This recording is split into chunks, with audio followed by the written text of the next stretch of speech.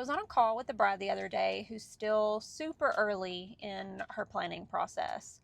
She is interested in 6 hours of wedding photography coverage, but she wasn't exactly sure what time her ceremony would be, or really didn't have an idea of a timeline for the day just yet. I did go over an example of a timeline for 6 hours of coverage, but basically I told her what you need to think about is what matters most to you on your wedding day. Do you want more of those like quiet, intimate moments like with your mom and your best friends when you're getting ready that morning? Or a lot of coverage for the dance floor and the party and all like the fun chaos that happens later that night? Because when you only have so many hours of coverage and your photographer is kind of in a time constraint, every decision comes back to your priorities as a couple. Earlier in the conversation, she had told me that her and her fiance had actually considered eloping, but when they imagined getting married without all of their friends and family there, it made them really sad. But at the same time, they don't love the idea of their wedding feeling like a big production, and that's why they considered eloping in the first place. This is why, as a photographer, I spend so much time getting to know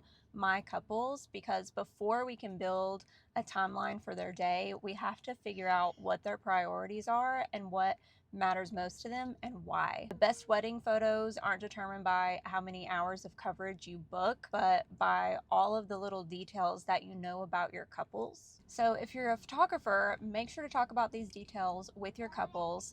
If you're a couple getting married and you have a photographer, make sure to mention what your priorities are and what you want them to focus on your wedding day. And if you're a couple who doesn't have a wedding photographer, hi, I'm Tessa Stacy, and I am a wedding photographer in East Tennessee.